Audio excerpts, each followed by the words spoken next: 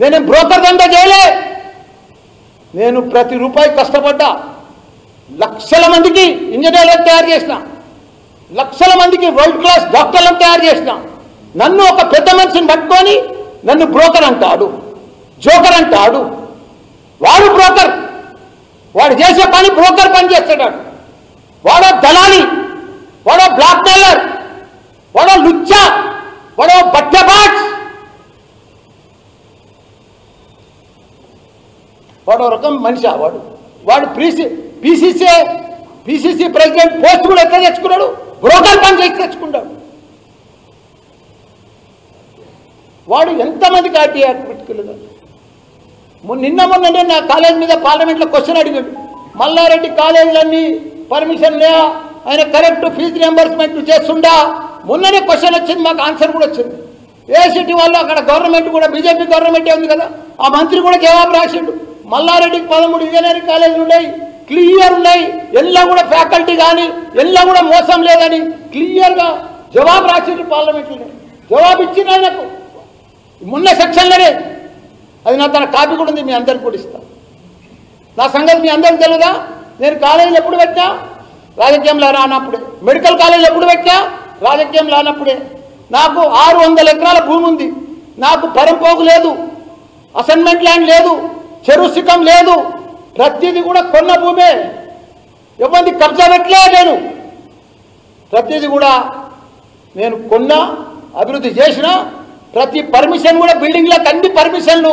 మొన్ననే single window కింద మా కేటీఆర్ సార్కు మేము కాలేజీలో అందరం కూడా రిక్వెస్ట్ చేస్తే 15% ఎక్కువతోటి అన్ని పర్మిషన్లు కూడా ఇచ్చేసి ఇప్పుడే 40 కోట్ల రూపాయలు కూడా కట్టారు దానికి. మేము ఎప్పుడు తప్పుడు చేయలే.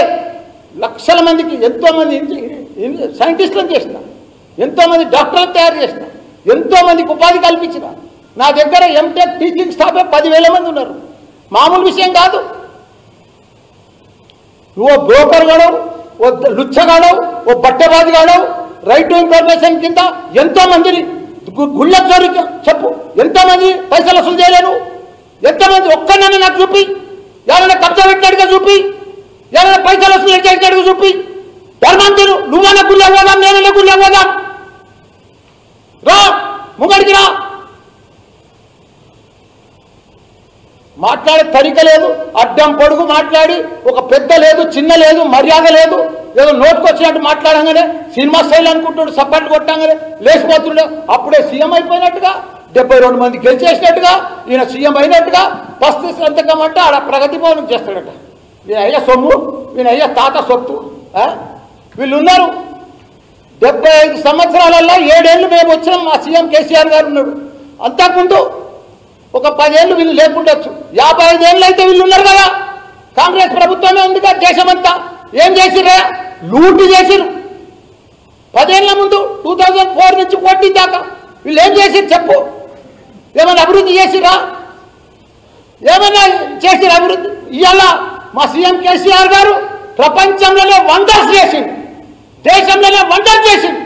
ఇన్ని స్కీమ్లు ఏ రాష్ట్రంలోనైనా యాడుంటే నేను ముక్కుకు 4 రాసుకుంటాను, నా పదవికి రాజీనామా చేసేస్తున్నాను. ఇన్ని స్కీమ్లు గిట్ట ఏ రాష్ట్రంలో మన దేశంలో ఏమన్నా ఉంటే చెప్పని చెప్పు. నేను ఛాలెంజ్ చేస్తున్నా. పెద్ద పెద్ద మాటలు మాట్లాడుతున్నావు, బుడన్ కానగాడు నువ్వు పిచ్చగుంటాడు, నువ్వు మనిషి వాడు.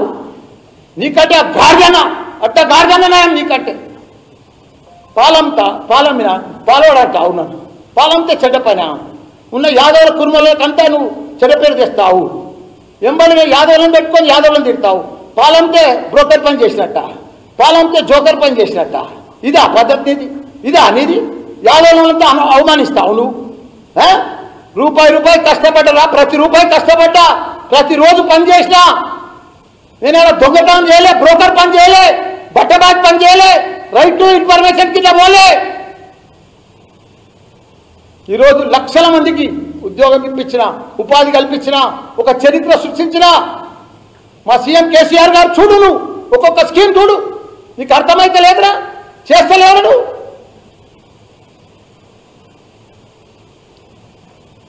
ఎంత బట్టబాజీ మాటలు, దగులుబాజీ మాటలు. ఒక బ్రోకర్ అని అంటే తిడటానికే మాకు నోరు, అసలు మా నోరు ఖరాబ్ అవుతుంది మనం తిట్టాలి. అంత దుర్మార్గుడు వాడు. పార్టీ దివాలు తీసిన పార్టీ కాంగ్రెస్ పార్టీ. ఓ సోనియమ్మ రాజ్యం వస్తుంది, సోనియమ్మ రాజ్యం వస్తుంది. మన చిన్నపిల్లలకు అన్నం తిప్పి చందమామ చూపిస్తుంది, సోనియమ్మ రాజ్యం వస్తుంది. యాడికెళ్ళి వస్తుంది?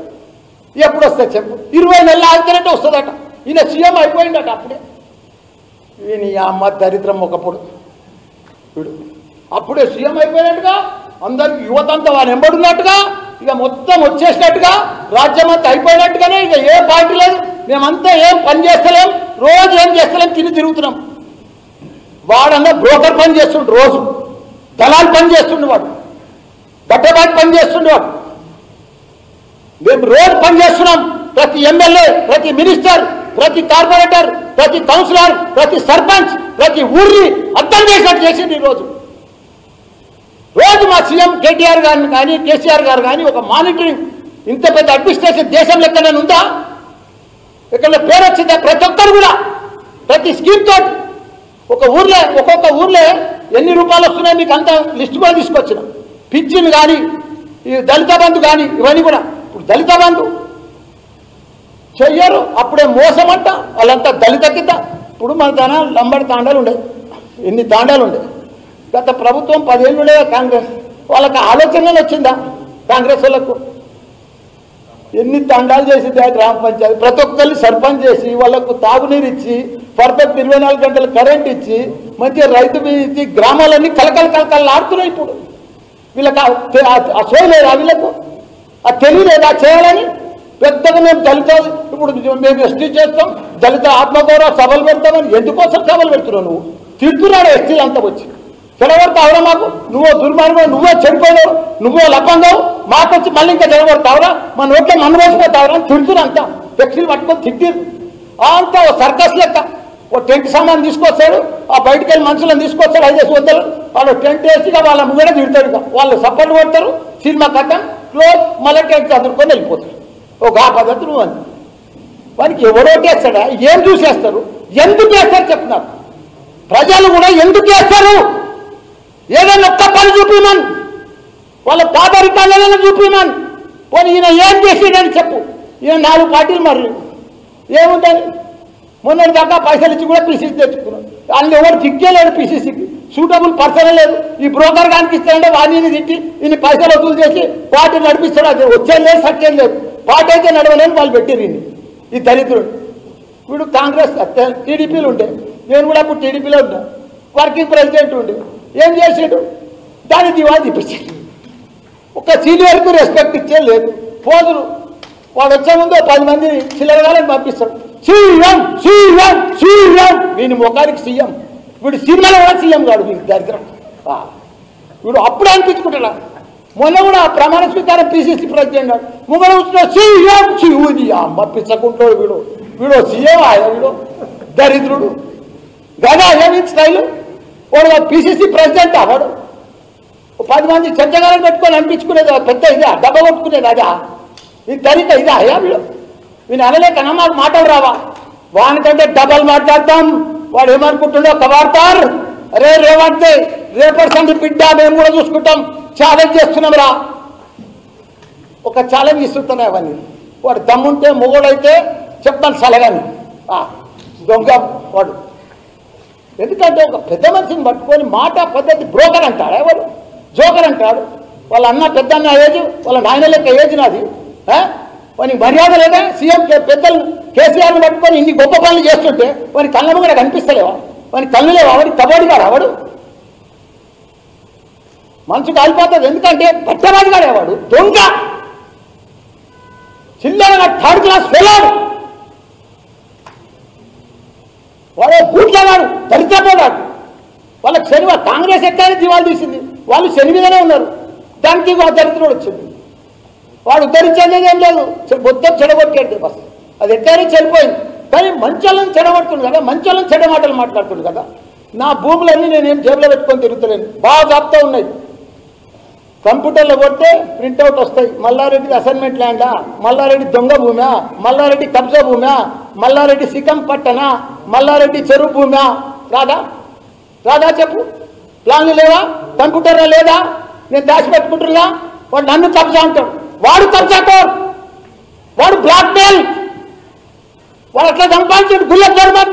ఒక్క రూపాయి బ్లాక్ మెయిల్ చేయలేదు, నేను ఎవరికి రైట్ ఇన్ఫర్మేషన్ లేదని ఒక్క గుల్లెట్ ధర్మని నా ముక్కు నాలుగు రాసుకుంటా, నా పదవికి రాజీనామా చేస్తాను నేను.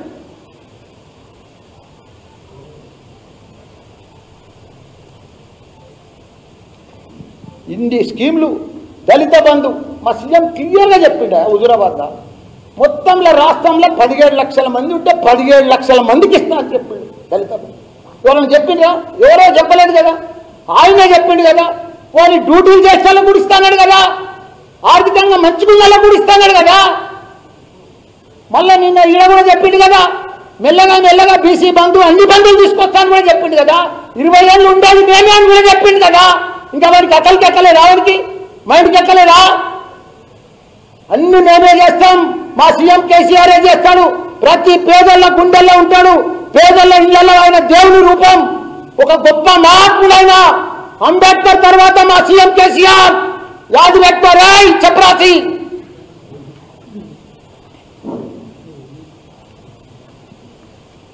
వాడు పెద్ద పీకుడు కదా, వాడు పెద్ద తురుంకాను కదా, అబద్ధాలలో నంబర్ 1 కదా, బ్లాక్ మెయిల్లో కూడా నంబర్ 1 కదా, అన్నిట్లల్లా పట్టబాజీ వ్యవహారంలో కూడా నంబర్ 1 కదా.